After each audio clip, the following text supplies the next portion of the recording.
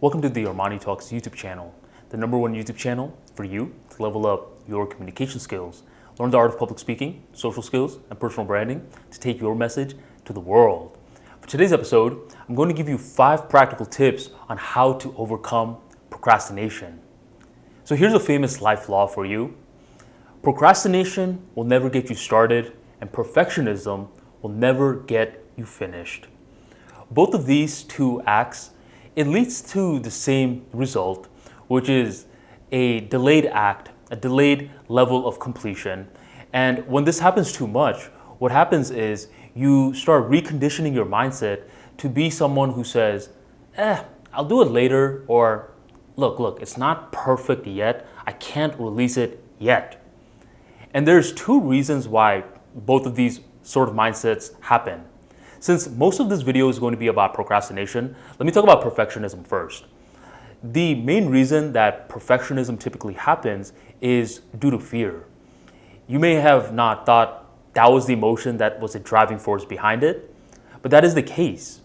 A lot of the times I've worked with a few people that wanted to build a YouTube channel, and they're terrified of clicking that upload button because there were certain times in the video where they said, they forgot a certain point, and they're like, whoa, I can't upload the video like that.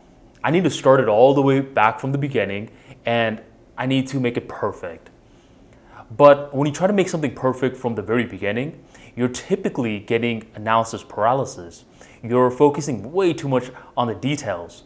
A few videos ago, I was talking about what's more important, quality or quantity. And in a hypothetical world, we'd have quality from the very beginning, without any level of experience, without any skin in the game. But in the real world, we need to put in the reps first. And after we put in the reps, we're able to see from a lot of data, which includes failures, by the way, what doesn't work. And each time we are able to spot what doesn't work, it's able to fall off until quality is staring right back at us towards our face. So in the real world, quantity leads to quality. And a perfectionist is not going to understand that because they're so focused on the quality from the beginning stages that it's hindering them. So now that you understand why perfectionism exists in the first place, now you got to understand why procrastination exists. If you want to fix the how, you must first understand the why. So why does procrastination exist? It exists differently for different people, but for me, my story, when I was in College of Engineering, there was a period where I was focusing a lot on school and a lot on my fraternity. And it got to a point where for my fraternity, I was elected the vice president, where I had to throw a lot of these different events, mingle with a lot of people, and get these events set up, coordinated, and delivered. So I would love it when my professors would say, hey, Armani, the project is due in 3 weeks. I didn't hear it was due in 3 weeks. I heard, look, bro, you could start in 3 weeks. And that's where the procrastination habit started. And as a college student, what a lot of people may go through, the thing that can happen is when you are winding down on those 3 weeks, you get to a point where 2 days before the project is due, you look at the assignment and you're like, whoa, this is a lot of stuff. And you dedicate the next 2 days into pulling all-nighters, working your butt off to a point where you get the project complete and you're able to turn it in to the professor. And the professor, they do you a disservice by giving you a B. Wait, a B? A B is not too bad if you procrastinated. It's a good thing, right? Well, that's the thing. Towards us at that moment in time, it seems like a good thing. We think, well, as long as we didn't get an F. But in reality, the question that we should be thinking is, man, if I started this 2 to 3 weeks ahead of time, I wonder if I could have gotten an A. And after too many false illusions of successfully working with procrastination, it's a task that many of us take into the real world. And that's the reason why we procrastinate. we started earlier on in our lives, we were rewarded for it, we didn't see much consequences, and it starts to become a habit. But unless you correct this habit to even the micro level, then it's going to be very hard to get things done. Because in the real world, the whole planet, it's a system. And small things have a huge effect. And a small act like procrastinating once starts off this avalanche effect that keeps it going. You want to break out of that toxic loop, and you want to do that ASAP. Today's video is going to give you 5 practical tips on how to overcome procrastination. So it's not a thing of the past, because it's super hard to make it a thing of the past, but you're pointing towards the right direction. If you're ready to start leveling up your productivity, make sure you drop a like right down below. Let's get started. The first way to overcome procrastination is to identify the task that you need to get done and do it in the beginning of your day. For example, with me, I know that meditation is something that's good. I know it enhances focus, it builds confidence, it makes you happier as a person. But for some reason, to get started on meditation, it takes me a lot of work. I don't like the whole thought of just sitting down and just being with my thoughts. Once I do the task, it's not a problem at all. But just to get myself started, it becomes a burden. And what I've noticed is if I save it for later on in the day, those are the days where I don't end up doing it because the day gets so busy, gets out of your hand, and you're thinking, that meditation can wait, I'll just do it tomorrow.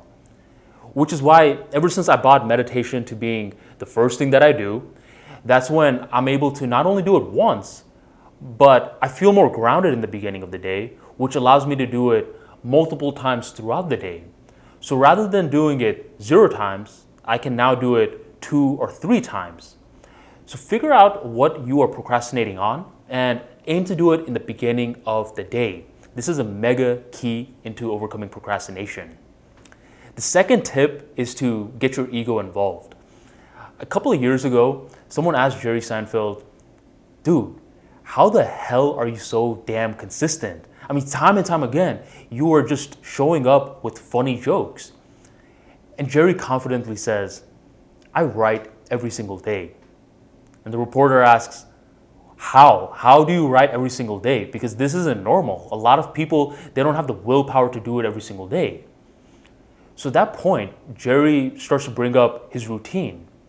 What he does is he has a big red Sharpie, and every single day that he writes, he gets that big red Sharpie and he marks an X on that particular day. And he aims to do this every single day. At first, you just see a bunch of random X's. But over time, the X's start to form a chain. And the longer the chain gets, your senses are getting involved and your ego is getting involved as well. Because this chain, it looks so beautiful towards your eyes. You don't want it to break now, do you? And at that point, you tricked your brain to work for you. You tricked your brain to be consistent, and you tricked your brain to saying, look, procrastinate or not, you are going to get this task done today because I am not allowing that chain to break. This is known as the Seinfeld chain strategy, and this is a brilliant way to get your ego to work for you. That's tip number 2. Tip number 3 is 5 minutes or less equals do it now. There's multiple tasks throughout your day that it only takes 5 minutes or less, and a lot of the times we postpone it. It could be household chores, it could be something for your YouTube channel, something for your business, something for your personal brand. If it's 5 minutes or less, condition your brain, train it to do it now. It's sort of like when you go to the gym and you do 1 rep. You don't do it in a sloppy way. And trust me, we see a lot of these people that do it in a sloppy way, where their shoulders are flinging back and forth, their legs are wobbling as they're trying to do a bicep curl. Instead of doing all that mess, just do 1 correct rep versus 10 wrong reps. And doing tasks that are 5 minutes or less and doing it exactly at this moment is you doing that correct rep. It helps you out tremendously and gets you conditioned towards doing the big acts correctly. That's tip number 3. Tip number 4 is to bring clarity into ambiguity. If I were to tell you right now, dude, pick me up from work, and you say, all right, sure. You hang up, you get in your car, and you start driving. And you just have that aha moment. Wait a minute. I didn't ask Armani where he works. At this point, if you're just driving and driving and driving, you're going to be very deflated because you have no clue where you are going. You don't have clarity. And that's typically how our brain operates. If you don't give it clarity, it starts to get less enthusiastic about the task. So identify what it is that you are procrastinating on. Figure it out. Figure out, okay, these tasks are very important to me in my life. And time again, I keep delaying it for the end of the day. And then what you want to do is you want to write about it. You want to add clarity. You want to ask yourself some why questions. Why am I procrastinating on it? Why is this important in the first place? What can I do about it? Just keep asking yourself these questions. And what is at first a big solid block is starting to get chiseled. You're starting to get rid of the loose ends and you're starting to create a sculpture. As soon as your brain is able to see the sculpture via writing format, via speaking format, your brain is like, okay, wait a minute. This is an important task.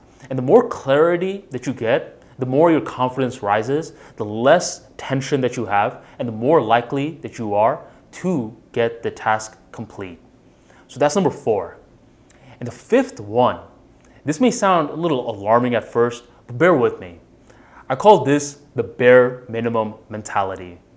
And this is when you do the bare minimum just to get yourself started. So if we're going back to that meditation example, it's very difficult for me to say, all right, time for me to meditate for 10 minutes.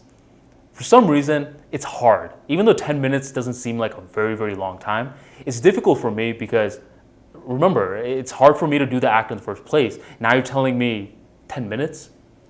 So rephrase it. Instead say, Armani, you're just going to meditate for 10 seconds. 10 seconds is so easy because if I can't do 10 seconds, that means this task may not be important in the first place. But 10 seconds, if that's how you're going to frame it, look, a monkey can do it. If a monkey can do it, that means I can do it too. And what happens is when you start the 10-second routine, the bare minimum, you've tricked your brain to start working for you. Your brain is thinking, all right, well, I got the hardest part done, which is showing up, getting my butt in the chair, and beginning the meditation process.